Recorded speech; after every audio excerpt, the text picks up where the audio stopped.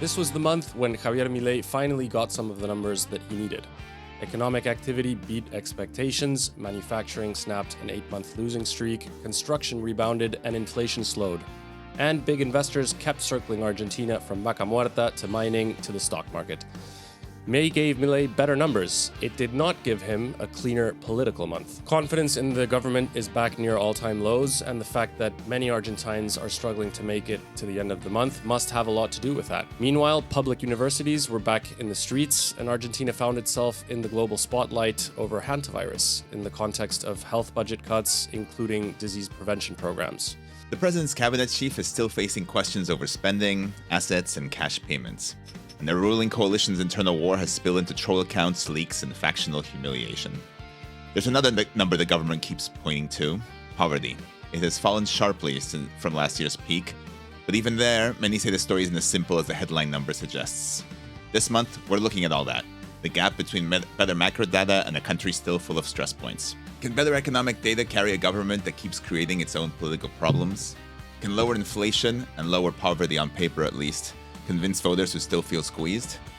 Can the president who promised to cut the state also build a more powerful state through data? And somehow Peter Thiel, the billionaire co-founder of Palantir, ends up in the middle of this story as well, at a neighborhood chess tournament in Almagro, because apparently that's also where Argentine politics is right now.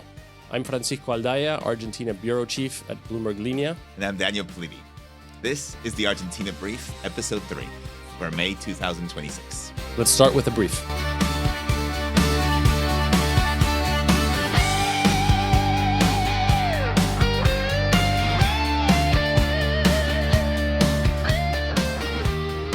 Argentina was in the global spotlight over the past month, but not for any reason the government would have wanted. Suddenly, the world was looking at Argentina amid a veritable panic over hantavirus outbreak that had occurred in a luxury cruise ship that departed from Ushuaia in Argentina's southernmost Tierra del Fuego province. Investigators are still trying to determine what happened, where the passengers caught the Andes strain of the virus, which is that rare strain that actually transmits hantavirus between humans. There was one theory that quickly gained ground, that was that the Dutch couple was exposed during a bird-watching expedition near a garbage dump outside Ushuaia. Local authorities pushed back hard against this because Tierra del Fuego had now previously recorded cases of this Andes strain of the hantavirus. So it's important to point out that, hantavirus is an endemic disease in Argentina. Cases have been rising, or reported cases at least. But Argentina is not in the middle of a runaway hantavirus epidemic or anything like that. The sharper question for us, I think, is whether the systems that were put in place that are meant to detect these kind of outbreaks have been weakened in recent years. Because really, infectious disease prevention is one of those things where people don't really notice it until something happens, of course. And according to analysis by ASIGDA, a nonprofit organization, the National Endemic Disease Prevention Program had a really sharp cut in the budget. Mm-hmm. It decreased the amount of the budget that was executed in 2024 and 2025 was 81% lower than the average between 2008 and 2023. To be clear, you're not saying that the cuts directly caused this outbreak, right? No, not at all. That would be a huge leap, and we don't even want to suggest that. We don't even know where the passengers were infected, and hantavirus exposure has so much to do with environment and a lot of other things, even just luck. You just happened to be at the wrong place, the wrong time, touched the mouse pee that you shouldn't have touched, and suddenly have a deadly disease. But we can't ignore that the cuts reduce the state's capacity to monitor, detect, and fight against these kind of issues. It seems like a logical deduction to make. Did the government say anything about these budget cuts in the context of the outbreak? No, they didn't. It's an interesting thing about what happened here is because this made global news everywhere, and I'm sure if you have family outside of Argentina, they maybe talk to you about it because it was in all the newscasts, all the newspapers, especially in Europe and the US. But in Argentina, it didn't really receive much attention. So much so that in the middle of all this, as the world was looking at Argentina, the government put forward the new round of big budget cuts that included cuts to the Malbrán, which is the lab that specializes, that had to actually analyze these samples that they were collecting. So this was all part of a bigger huge cut into the health sector. But it just shows how little attention was paid to the outbreak as a whole in Argentina. Here in Argentina, a lot more attention was paid to universities again, as tens of thousands of people took to the streets, marched across Argentina, demanding the government comply with a funding law that the government resists, saying that they can't afford it right now. Professors, researchers, and workers say that the government is really bleeding the system dry, being hollowed out from the inside, really, by cuts in real wages, delayed funding, staff losses. People complain of brain drains out of Argentina. And the university story feels different politically, right? Because it may be used by certain parts of the opposition politically, but there's also clearly a high degree of consensus around defending the gratuity of universities in Argentine societies. It's, like you said, professors, students, researchers, and a lot of middle-class families who see public universities as one of Argentina's last functioning ladders of mobility. Yeah, I do think that's true. I think public universities still carry broad social legitimacy in Argentina, and there's a risk there, like in the health sector, that it becomes harder for the government to portray this as they're getting rid of the caste, they're attacking the caste of the country, just because so many people, so many professionals, so many of the people who are actually key members of the government right now are products of the public university system. You know, they studied there. So it's hard for people to look at Professor Thiel. I mean, there's been a wave of stories. I'm sure you've seen this about university professors and researchers having to drive for delivery apps, having to do Uber on their time off just to make ends meet. And it's hard to portray those as sort of like a caste that is getting stripped of privileges. Yeah, I think one thing that I would add, sort of as representative of this consensus that we were referring to, is that Milei did a visit to a lecture that Sturzenegger does at San Andres University, which is private. And then after that visit by Milei to that private university, the faculty put out a news release saying that they support the public university system. So a show of support from the private university system that I think is quite representative of that public general I mean, it's a consensus. good point, because I mean, Ditela is, a very prestigious university, but I think a lot of the professors there, I would San venture to Andres. say, oh, I'm sorry, San Andres University is also one of the prestigious universities, but the point stands that a lot of the professors who work there also work in the public system, right? So it's sort of systems that feed off each other. But this all happened. I mean, all these fights happened at the same time as we talked about before. Caputo ordered more cuts to the budget. Although he later acknowledged, and I think this is interesting, that it's going to be difficult for the government to keep cutting in order to maintain its fiscal surplus, which, as we talked about before in the podcast, is their main rallying cry. So it seems like there's a recognition that maybe cuts have reached the ceiling. There's not that much more to cut. The chainsaw that came to represent Milei for so much of his campaign and his presidency was never really abstract for a lot of people. People felt it real time, but cuts are now reaching institutions that are hard to portray as waste, such as the places that are supposed to prevent pandemics from happening, and universities that are supposed to, help the next generation of Argentines. So, Dan, you were mentioning that Caputo, the economy minister, isn't seeing much more room to keep cutting the budget, right? A lot of social tension arising from the situation with the universities, with the health cuts. So what the government really needs to get going is the economy, right? To get more tax revenue to sustain the fiscal surplus. So Milei is making a pretty clear bet right now. He's not really making any moves on the political front. He's looking past the Adorni scandal, the infighting. He's not shuffling the cabinet, fairly little in terms of political concessions. And as the orthodox economist that he is, he's looking for the economy to bail him out. And we got some pretty decent evidence, some data points in May, looking back at March activity, that he might be getting some of that improvement on the economic front. There was a big surprise in the economic activity data index in March that was 5.5% year over year growth, when the expectations were about 2.1%. 14 out of 15 sectors that showed improvement, expansion. And that includes the labor-intensive sectors that we've been talking about, right? The construction sector, manufacturing, they both rebounded quite sharply, which I'm not going to say wasn't expected, but maybe not by that magnitude, right? And then we also had some good inflation data. The April print was 2.6%, down from 3.4% in March. And, you know, that's clearly a big deal for Milei, who's always been talking about inflation coming down as a major issue for the poorest in Argentina in terms of making their lives better. And so looking ahead beyond this data that we've just been talking about, the central bank does a monthly survey, and the expectations that it's going to keep coming down, CPI, 2% by mid-year, and even below that, nearing in on the 1% monthly mark by the end of the year. So at least on the macro data side, definitely back on track in May, looking at the end of Q1.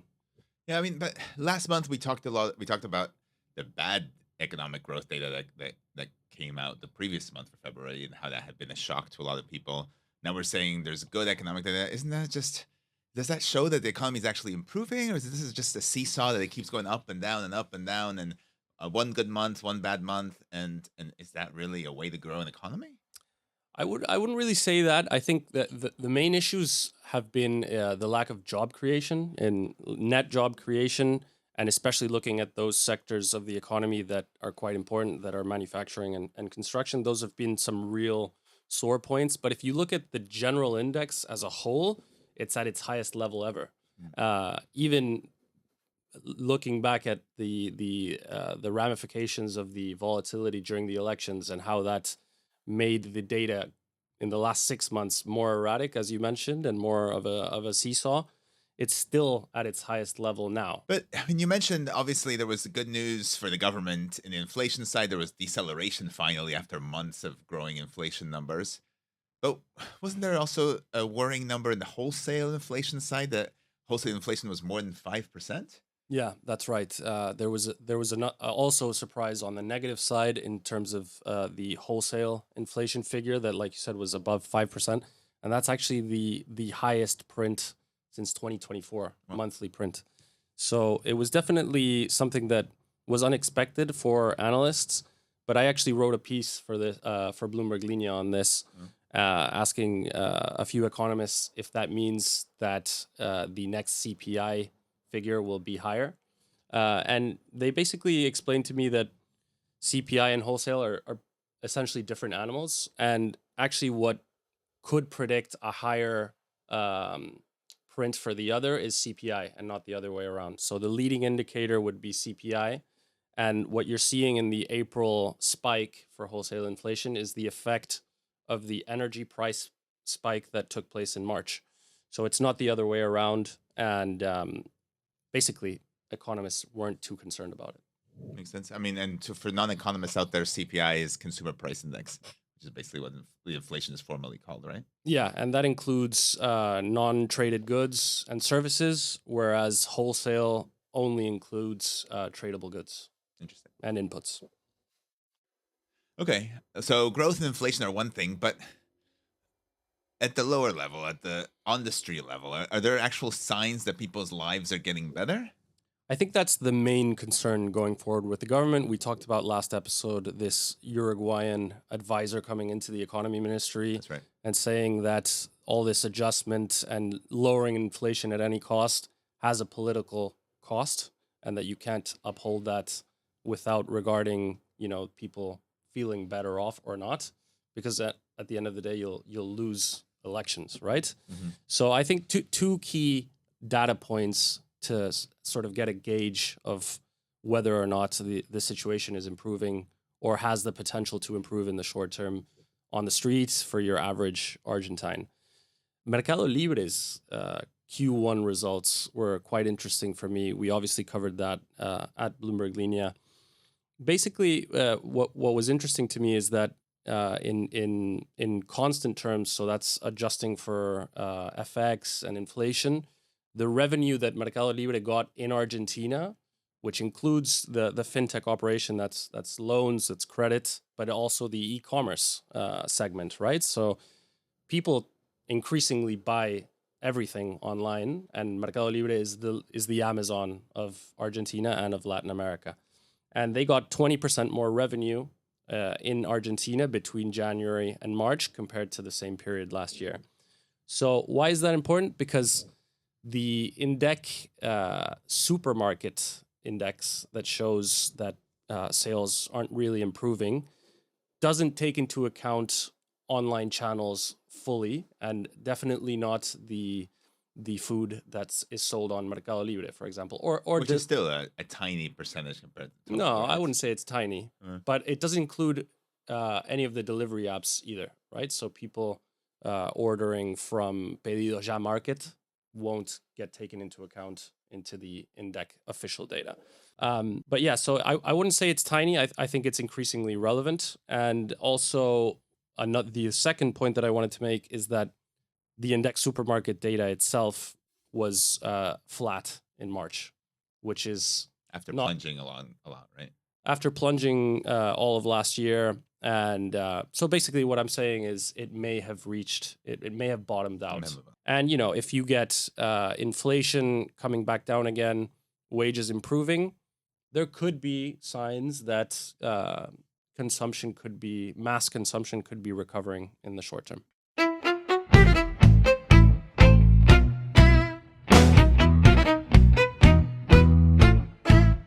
Every month we bring you a number that we feel represents a bigger story of something we want to tell you about Argentina. This month you have a huge number, Fran.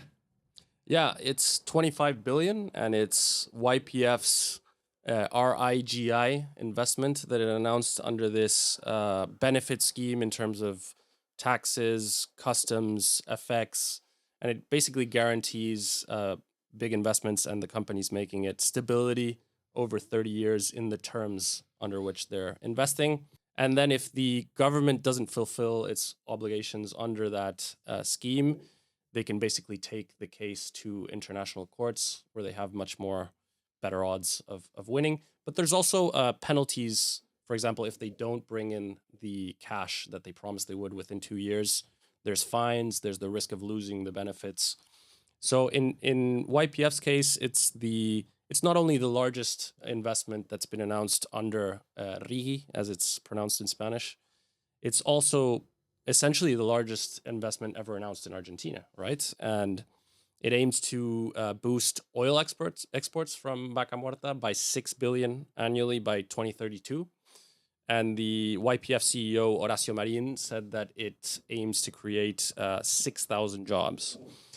So it's representative of how Argentina is shifting away from its long-time dependence on the farming sector and starting to look a bit more like the Canadian economy, for example, or even the Australian one as well, right? Because both have pretty important farming agriculture sectors, but are also, especially Canada, very heavy on oil and gas and mining, right? So it's diversifying the export sector for Argentina and those much needed dollars that have been quite a problem throughout the last century or so, that Argentina hasn't been able to produce enough of them. So can we go over how many projects have been approved under this new scheme that gives companies tax benefits and all that?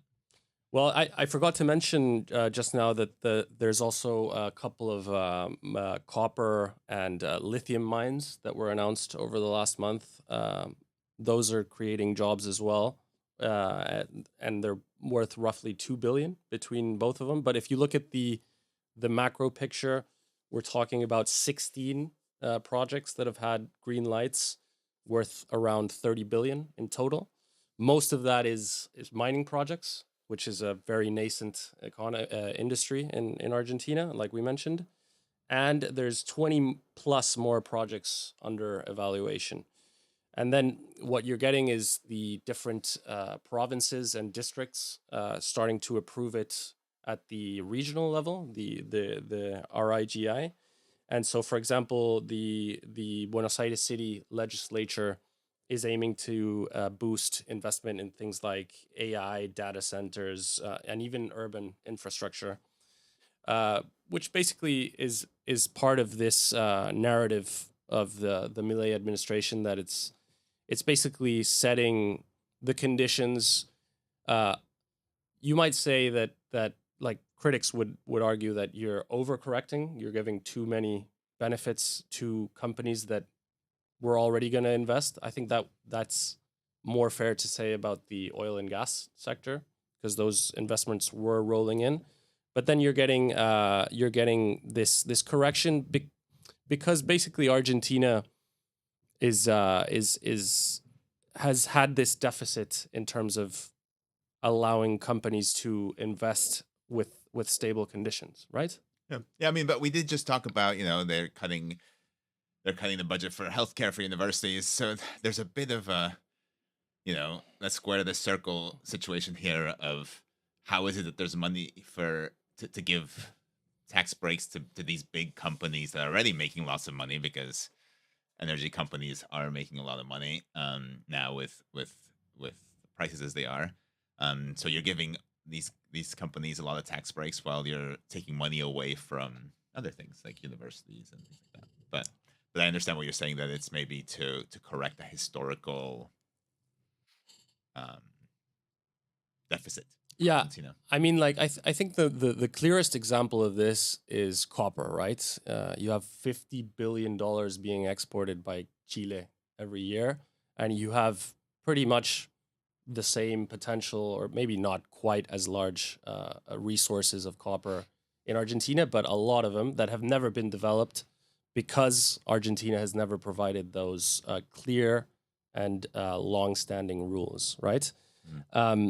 So if nobody trusts the rules to stick around, you come up with this sort of scheme, and you aim to sort of mitigate for that reputation of broken contracts, defaulted debt, tax pressure above pretty much all of our neighbors, right? Chile, even Brazil, Uruguay.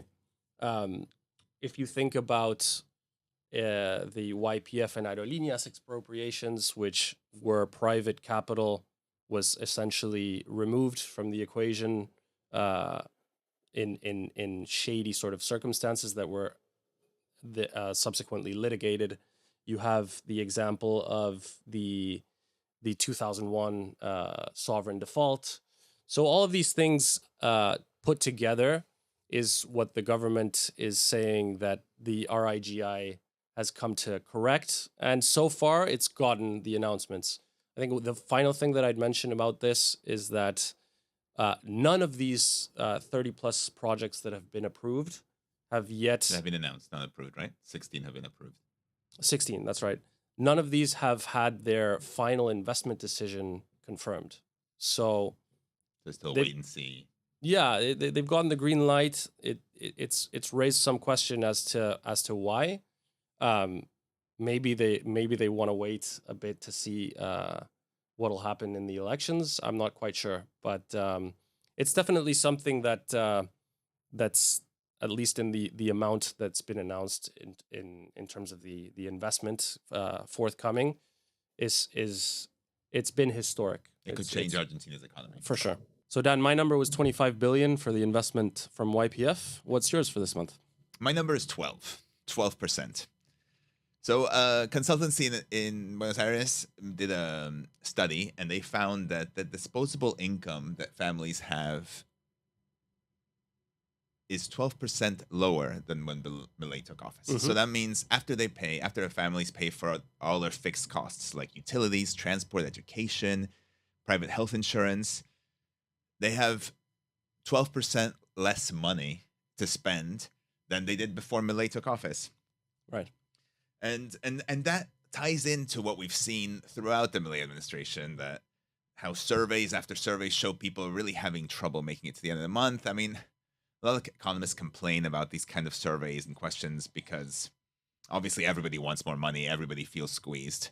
But a recent survey found that 73% of workers, actually people who are employed, say that their monthly incomes lasts no more than 2 weeks. That means that by anywhere from the 15th to the 20th of the month, they basically run out of money. So this is why I feel like the poverty debate needs a second number attached to it, right? Because even though the official poverty lines have fallen sharply, fixed costs have absorbed much of that, and people, middle class people especially, may actually feel like they're worse off than they were 2 years ago.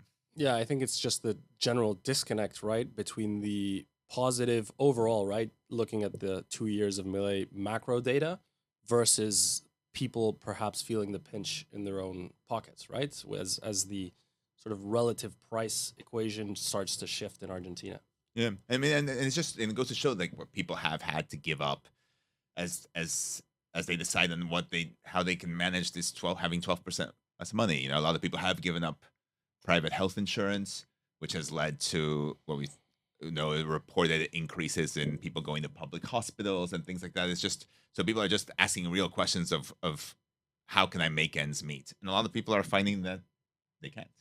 Yeah, and I mean, just overall, if we circle back to the like supermarket sales data, if you're getting more a higher electricity, gas, water bill, it's only logical to think that you might be buying less stuff at the supermarket, right? Right, exactly. So then you mentioned poverty, and that's what I want to focus on for my deep dive this month. Caputo has been talking about it quite frequently in his interviews, basically saying that, well, sort of responding to this question about are people better off or not, are they feeling better off or not, and he says, look, I look at the official stats, right? So Index says that from the 2023 December data, it's down about 10 or 11 points.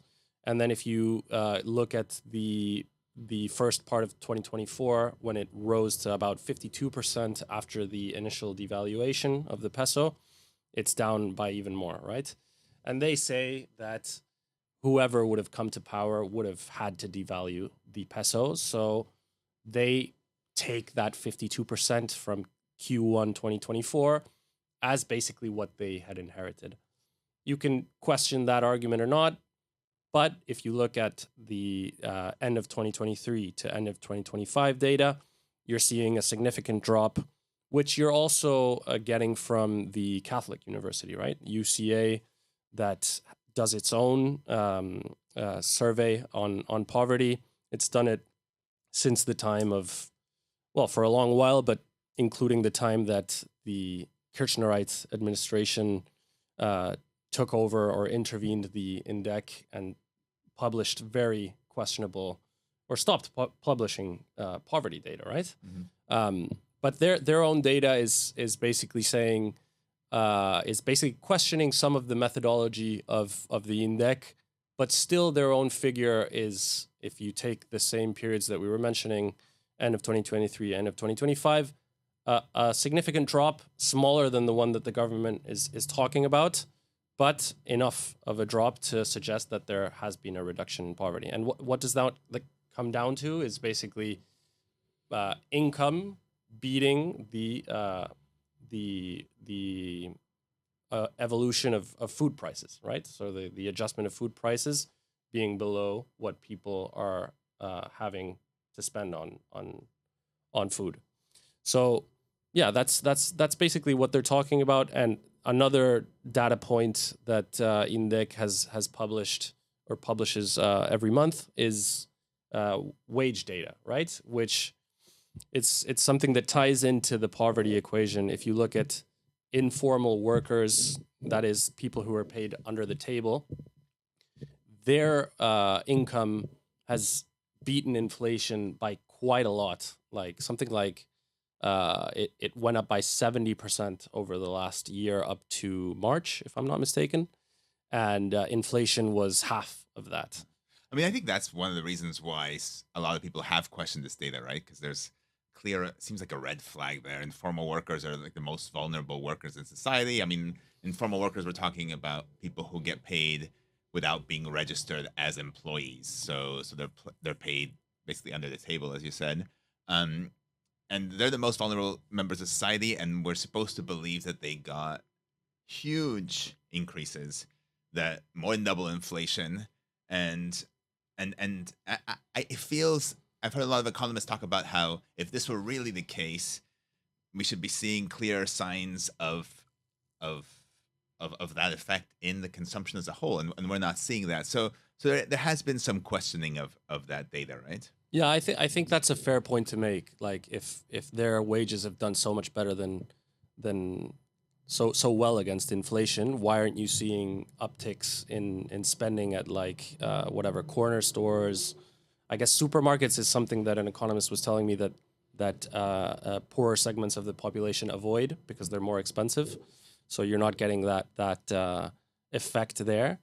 But yeah, so there's another issue with informal wage data, that it's I mean, who is going to reply to a government survey telling the truth about money they get under the table, right? I mean, that's always been the challenge, and I think I'd ask our listeners, viewers, to bear with us for a second, because I do think that this is a very interesting issue. It's one of the main talking points of the government, but there is something methodological here that seems to be really detailed and in the weeds, but actually comes to the heart of the issue, which is, even leaving aside the fact that what you mentioned about how Milei is often a fan of taking the poverty he created and saying he fixed that, so he basically fixed the problem he made. If we leave that aside, there's also warnings about this methodology, because what you're saying about informal wage data is, from what I've talked to experts about this, everybody sort of agrees that the index has gotten better at measuring household income. So part of what we're seeing is index getting better at capturing these higher informal wages.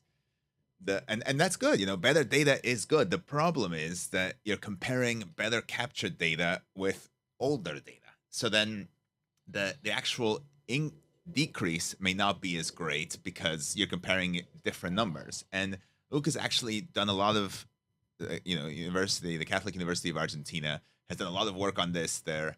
They've put out some reports on this, and they're actually about to put out some new numbers, from what I understand. That basically they say that, yes, it's true, poverty has fallen, but maybe less than what the government claims. I mean, depending on how you compare it, it may be relatively flat against the year before Milei took office.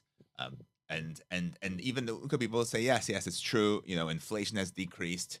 That helped poverty come down, but maybe it's not as big of a success story as the government is painting it. So you're saying flat against Q3 2023, right, before Milei took office. Before Milei took office, because I mean, if we remember 2023, there was a lot of economic instability right before the election. So that caused inflation to increase and increased again.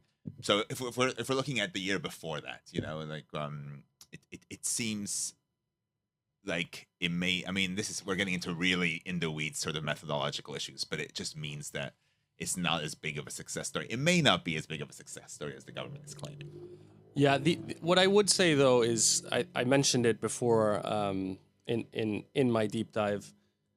Basically, you were saying that it was a sort of a product of his own creation, right? But I do want to emphasize that even his opponent in the 2023 election, Massa, the person who would have been his economy minister, said that they would have had to devalue the peso themselves as well. And that's what basically created that huge spike in inflation and that uptick to about 52% in poverty. So if Massa would have won, it would have been his creation as well. Yeah, it's just, I think that it's even if it's inevitable, it's still I think something that came after he did. So it would seem unfair to. No, I would just say that the creation was basically the insane level of spread between the official rate and the parallel FX rate that had to be sorted out, and that basically got to that level because of the previous administration's attempt to win the next elections, right? So we're not going to debate that right now, but okay. So that's one thing that I wanted to mention. The next thing is, the final thing is, if we look at September, October last year, we're pretty much at the same place in terms of where Milei is in the polls. The whole economic activity, I guess we just got some positive data on March, but last episode we talked about how the numbers were really shaky. But it's pretty much a very similar situation to leading up to the midterm elections in October, where Milei surprisingly got above 40% at the national level, right? So I struggle not to relate that to a lot of people being better off, right? Or maybe it is just people saying, okay, I'm not better off yet, but I feel like this is the right way forward. Enough people having a consensus about that. It's just, it's really interesting to me to see that the Thiel government confidence index is at its lowest level for Milei, and it was at the previous low was during the elections, and he still got a very good result, right? So I don't know, what is that? How does that resonate with you? Yeah, I mean, I think it's a good point. I think there's a lot of questions we can talk about here. I think what you hit the nail on the head on the key one, which is not just what the government is doing, but what the other options are. So I think that maybe what people voted for in October maybe wasn't so much for the government as against the other options. Maybe they didn't see a better option out there. So I think there's a lot of other factors that can come into play in this, but it is true. I mean, to go back to saying is that, I mean, I think the government is saying, we've made millions of people's lives better by decreasing the poverty rate.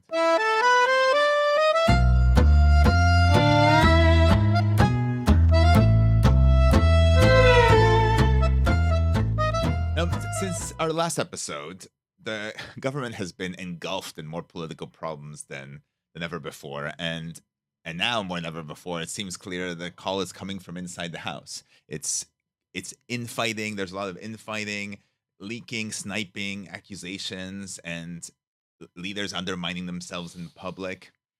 I mean, it's clear that Milei still dominates the national conversation. He can start fights. He can get his views across, but it's becoming increasingly unclear if he actually controls his own government. I think, or at least key members of his own government. I mean, Exhibit A for me is Manuel Adorni, the cabinet chief.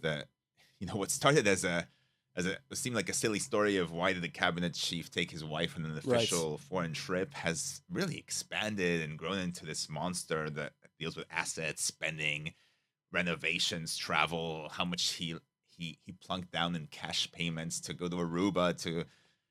It's just like, it seems like every day we're getting new details about this money that doesn't really square with how much money he publicly declared he has. To the point, right, where people are struggling to understand why Milei defends him to the point of keeping him in the government, right? Right, yeah, Milei really defends him. I mean, and even we had one of the biggest sort of internal conflicts recently, which was Patricia Bullrich, a key member of this coalition, who's now a senator, former security minister. She went on TV and outright said it's time for Adorni to present his asset declaration immediately. Milei defended Adorni, joked that Bullrich had spoiled what was going to happen, and that Adorni was ready to present his declaration. This was 3 weeks ago.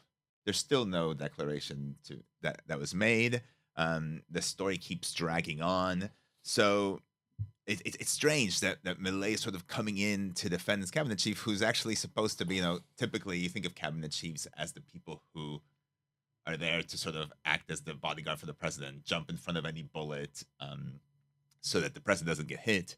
And this time you're seeing the reverse. You're seeing the president sort of jumping in front of his cabinet chief and defending him to the death. But, I mean, beyond Adorni himself, Adorni may very well survive this, but the damage that we're seeing is to the message as a whole for the government. This anti-caste, anti-corruption government now has a cabinet chief who has to explain his cash payments, private spending, And his own allies are asking him, like, basically, not show me the money, but show me the papers, show me the papers of where all this is coming from.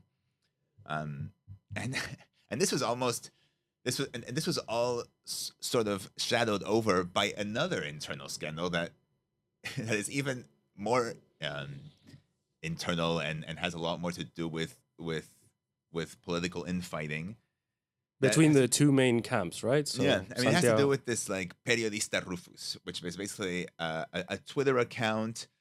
That the whole thing may sound ridiculous, but bear with me for a second because I feel like it does reveal something that is important. Basically, there was an anonymous account that often attacked Santiago Caputo and had raised a few eyebrows because it had very detailed political info in a few moments. Now, because of some technicalities of how Instagram works, there was people detected that there was a link to Martin Menem, who's lower house speaker, key member of the coalition, key ally to Karina Milei, President Milei's sister, who, as we all know, is very influential in the government. So there was immediately people said, oh, this is Martin Menem's shadow account. The account got deleted. Even Santiago Caputo, who had been mocked by the account, made fun of Martin Menem for buying the account. So anyway, this is all niche Twitter weirdness. But it became a real window into an internal war within the administration, right? It's about what you were saying, this infighting between the Menem Carina wing of the administration versus the Santiago Caputo wing. The two people who are most important to Milei, Santiago Caputo and Karina Milei, have been at odds with each other for months, and now it's all coming to light to the point where it's all playing out like a messy group chat. We've all been in these group chats that suddenly turn messy, and this is definitely one of them. There's been all this started happening. There's alleged private audios were leaked that allegedly show the president making raunchy comments to a supposed romantic partner. This is all. Do we know if it's AI or not? I mean, no. The woman who received these messages said that they were authentic. So the government has not said anything about them. And it is, to be fair, it is something to do with his private life. There's nothing have to do with anything about his government. But just the fact that these audios exist and that somebody released them at this time when there's so much infighting sort of raises all these questions. They're coming. These leaks are all coming faster than the Casa Rosada can contain them. Yeah. So this all comes as Milei himself adds fuel to the fire. His people are fighting against each other. There's a lot of Santiago Caputo's people are saying Milei is being lied to, and meanwhile, Milei sort of adding fuel to the fire and attacking outwards. We've talked about it before. His attacks on journalists, they got a bit more intense this past month. He even accused one journalist of being complicit in genocide because she supported abortion rights. So in that case, the insult became the story, and it was sort of like a reminder at the worst possible time for the government when it was dealing with all this stuff that it does have these views that maybe are not in step with much of the Argentine public. Yeah, and I think it seems unsustainable, right? This level of infighting between two very central components of the government coalition. How long can Santiago Caputo and Karina Milei be at each other's throats? And how long can Milei seemingly try to ignore it? Because he's not putting his foot down in either direction, it seems. No. I think you raised a good point. It does seem like there's every time there have been several times when there's been breaking points. It seems like there's going to be a breaking point, and suddenly they all, I don't know if they just reach sort of mutually assured destruction detente, and they just don't go further. But it does seem like there's a lot of people who are part of this Fuerzas del Cielo, who are the more extreme supporters of Milei, who have been with him from the beginning, are getting a bit angry, frustrated. But really, to me, and I think this is something I want to talk about with you, Fran, is when does this, palace gossip story, because let's be honest, palace gossip stories, do people actually care about them? I think that's debatable. But at some point, maybe they become an economic story, right? I mean, if investors start worrying about governance, corruption, or whether Milei can control his own coalition, does that end up showing up in prices and how people are confident about investing in Argentina? Look, as you know, I work full time in that field, and I do a lot of interviews with investors, with analysts, with economists, and it's not something that comes up. It's not something that has gained enough momentum, at least in their sphere, to prevent or halt investment decisions, for example. And just to back that up, well, I was in New York for Argentina Week, which was basically the government selling Argentina as an investment destination globally, and none of the conversations mentioned any of this. And the Adorni scandal was rising at that time, and we'd had before the midterms the whole Andes, the whole disability subsidies and purchases scandal that seemingly was going to hurt Milei at the elections and ended up not being the case. But it wasn't something that was brought up. I think it must have raised some eyebrows. And as I was saying, I do think that it's something that at some point is going to have to be nipped in the bud, right? And speaking of international investors, we also have Peter Thiel in the mix. And where was he in the last month? The billionaire was at a neighborhood chess tournament in Almagro, of all places. That's right. The co-founder of Palantir, the man who we talked about last month, reportedly buying a $12 million mansion in one of the most coveted areas of Buenos Aires. He met with Milei and members of his economic team, and it recently surfaced that he was at this chess tournament in Almagro. He came in third place, apparently. Third place, yeah. Yeah, but he's also, beyond this chess prowess, he's also part of a bigger Argentine conversation now that has to do with data surveillance and AI and the future shape of the state. Because the government just very recently announced called Gemelo Digital Social, the social digital twin, that uses AI to simulate scenarios, anticipate social problems, and design policy supposedly, and it could just be, as the government tells it, a better way to collect data, target, and prevent it. Basically creating a state that sees problems before they actually happen, before they become crises. Sounds very like the movie Minority Report. It is, and this is why, it raised a lot of questions because the announcement was extremely vague. Yeah. Like people started asking all these questions: what data, whose data, from which agencies, who has control over it? Vague, but with a very specific name, right? With a very specific name that is actually, this is where Palantir enters because there's no confirmed Palantir contract. In fact, on Twitter, government officials deny that there was any connection to it. But we know, as you talked about last month, that Peter Thiel has met with government officials. He's a big fan of the Milei project. And Palantir actually sells a product called Digital Twin. So it seems only, natural. This guy's hanging around Buenos Aires. He's meeting government officials. The government announces a program that has the same name as a program that his company's running.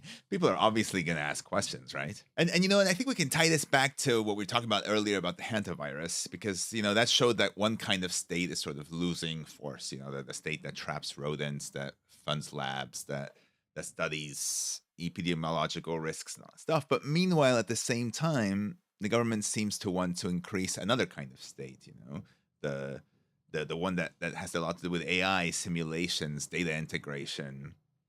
So that seems like the government is cutting one part of the state, but increasing the state in other areas, right? It's becoming more ambitious in this database sector, if you will. Yeah, Milei seems to be taking the chainsaw to parts of the state that prevent problems while flirting with a much more powerful state for modeling, predicting, and watching people.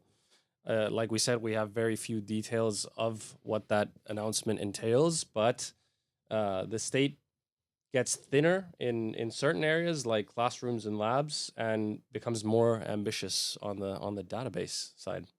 Yeah. And with all this talk of AI and Peter Thiel, there's Actually, a lot of people got in on the fun, if you will, and they made fake AI images of Thiel doing very Argentine things around town. He was supposedly seen eating ice cream in Buenos Aires. People tried to guess what heladeria he chose, and then the person who posted the photo admitted that it was all AI. There's a very obviously AI photo of Thiel eating a Milanesa. So it's almost, I mean, it's funny, but it's almost like too perfect, is you have AI generated Thiel and fake Argentine comfort food, debate about AI right at the same time as we are all asking questions about whether we can really tell what's real or not anymore. So he was actually at a chess tournament, but he wasn't eating ice cream or Milanesa. As far as we know. As far as we know. But that just gives us a much better question for Ali, right? If Peter Thiel really were eating his way through Buenos Aires, where would he actually go?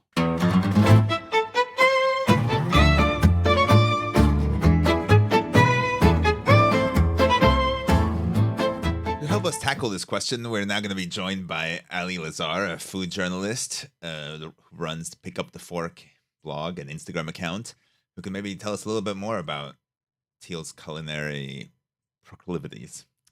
Well, I tried to do some of my own investigations, asking around town to see where he was eating, and I didn't get any answers. No. But I think that if we could guess if he was going to be eating a Milanesa anywhere, he would probably start with one of the city's most expensive Milanesas. Which is where?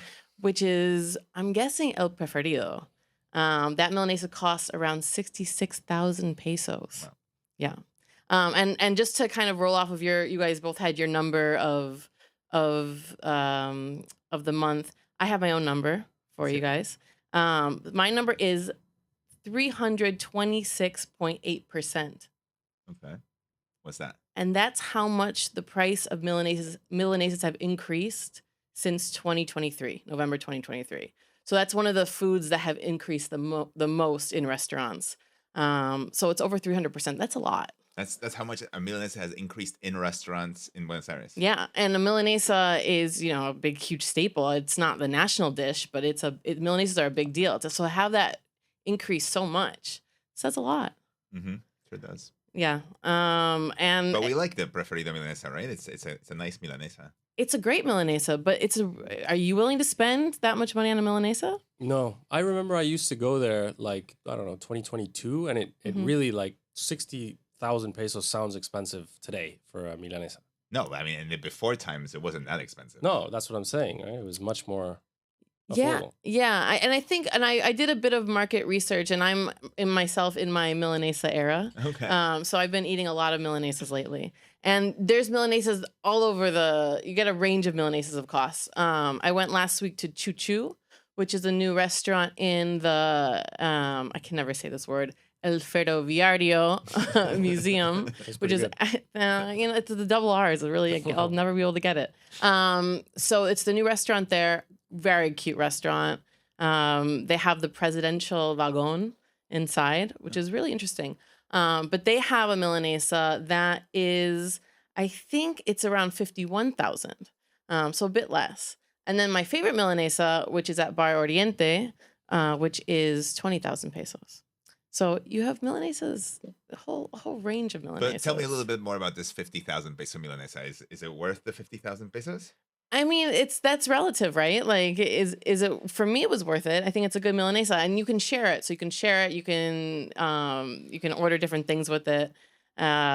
It's not my favorite Milanesa because it's just like a plain, I just got like a plain Milanesa, but depends what kind. I don't know. What's your favorite Milanesa?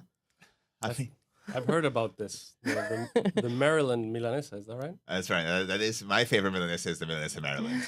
Milanesa Maryland. It's controversial, but it is. It's controversial, and so you never. I can't believe that you're the only Argentine here, and you've never heard of the Maryland. I mean, you're part Argentine. I mean, sure. Kind of, right? Kind of, but you're the real Argentine here. Yeah, I mean, half Uruguayan, but okay. No, but that's funnily enough. What I'd heard of is the Maryland Chivito, not the Maryland Milanesa. But I'll have to try it. It has banana, right? Yeah. So I was trying to do an article once on this and find the origins, and I even talked to like a historian. I talked to an anthropologist. I couldn't get the right answer about how it came to Argentina, but chicken a la Maryland was a really famous dish in the 1930s in the U.S. And allegedly, it was also served on the Titanic. Oh, so wow. it was a big deal. And then it appeared in Doña Petrona, who's a famous Argentine cook, her cookbooks. And then it was really popular in the 80s and 90s in bodegones, but like fancy. So it was like a fancy dish, like Suprema la Maryland was like the fancy dish. But it's a very odd combination. It's fried chicken breast, so like Suprema. It has cream corn, ham, roasted red pepper, peas, sometimes, not always, papas pie, so like shoestring potatoes, and the big curveball is a fried banana. And this is always chicken, you're saying? Yeah, always chicken. Always chicken, yeah. Yeah, the Maryland is chicken. So I had it recently at Albamonte in Chacarita. It was very good. Yeah. Do they make it with peas? I've honestly never had it with peas. I didn't even know peas was part of the equation. Sometimes there's peas. I don't think Albamonte has peas in it. I had it at Narda de Comedor. She makes a pretty good Maryland as well. And it's pretty good. I think like if you think about, I would think it would work with like plantains, like, chicken plantains. So it's a fried banana. It's kind of a similar thing. So those are good Milanesas. And I'm all around happy with the quality of Milanesas in restaurants lately, because I feel like for a period of time, the Milanesas like weren't that good at bodegones. They're kind of disappointing. Right. A bit like, I don't know, like just kind of fried in bad oil and not great. And now I feel like there's been like a resurgence of Milanesas around. But bang for your buck, you were saying El Oriente, Bar? Is that? Bar Oriente that's the best deal. I mean, in Vichartúzar, they have a great lunch special. You can get, I think the chicken Milanesas, they're under 20,000 pesos, and it's great. Yeah, it is good. I know, but I also wonder if this has to do with what we talked about in the previous episodes about how restaurants are sort of like reivindicating traditional Argentine dishes and like finding this Argentine comfort food, and that's sort of what diners want now. Yeah, I definitely think so. So like at a restaurant like Avelia in Núñez, That's a really fancy restaurant, right? Really fancy restaurant. They're doing a really good Milanesa, and I like their Napolitana, which, fun fact, well, Milanesa is not actually Argentine. I mean, How dare you? all right. Want to fight? The breaks. Well, it's like, it's a schnitzel. It's like a veal Milanese. They have taco Inspired in other dishes. Inside, they have taco Milanesas in Mexico. But the Milanesa Napolitana, that is very Argentine. And so I really like the one from Avelia, because I feel like a lot of time, I don't know if you guys think this, but when you order a Milanesa, like the sauce, like the tomato sauce is kind of too acidic, and it's like shitty cheese, not great ham. And so all around, it's like not the best quality. But if you're going to a place like Avelia, which is very good quality, they have really good tomato sauce, really good cheese. And so all around, it's just like a good combination of flavors. So El Preferido may be the most famous, but it's not the only place to get a fancy Milanesa in town. No, not at all. So you have Chuchu, you have Avelia. I think a lot of these restaurants are serving Milanesas. Even like cafes, so like La Docena, which is a cafe in Chacarita, they do a Milanesa for lunch, but they're serving it. You can also get it with a Caesar salad and French fries, which I see that is quite popular. You get like a Diet Coke, French fries, Caesar salad, Milanesa, great combination. It is one thing to try. And I mean, it all means that Peter Thiel has lots of options to try Milanesa in Argentina. Peter Thiel, if you're listening to this, I can definitely show you around, and there's a lot of options of food in Argentina. I have a recommendation myself. Yes. There's a place called Pickup in San Isidro that's from the Petersons. You know, Okay, yeah. The chefs. They actually sell the Milanesas frozen, so you can like buy them by the kilo. And the restaurant itself, it's very simple, sort of like bodegon, but much like a very small menu. Burgers as well, but their Milanesas are amazing. I mean, like I make a lot of Milanesas at home, and I'd say I usually get it from Piaf because it's close to my house and it's pretty good. But those like Corte, who make Milanesas, and they make a very good one, or if you can kind of go more fancy with the Milanesas. I probably eat Milanesas probably like I think I have them every day. every day. Wow. Every other day Heavy at least. beef. Beef or chicken? Beef. beef. Yeah. And you? No, I eat chicken milanesa a lot, but not maybe once or twice a week, not every day. I just ate it for breakfast before I came here. It's just so Yeah, I had easy. it in my air fryer from last night and I forgot about it. And I woke up in the morning and I had some mate and just gnawing on a Milanesa. Breakfast Nice. of champions. It's like a protein bar. What's Yeah. better? Yeah, with a little carbs. But I was gonna say to this day, the best Milanesa I've had still is El Preferido. I don't know how the quality's evolved over the last couple of years, but So would you say it's worth it to spend 55,000 pesos or however much it is if it's the best one that you ever had? I mean, like, because I eat them 66,000. Sorry, 66,000 is the Napolitana. like, yeah, I think that's like a different conversation, right? It's like, it's too expensive today for me. Considering it's a food that I eat like every day at home, it's not something I'm willing to pay for myself today. But Peter Thiel might. Peter Thiel surely would. I mean, Dick wouldn't. I have be no like- doubt. And then, like, if a friend comes from abroad, who was it They're paying. that would like famously went to El Preferido? It was Dua Lipa, I think. Dua Lipa. Dua Lipa. A lot. I think a lot of famous people go there when they Yeah. come.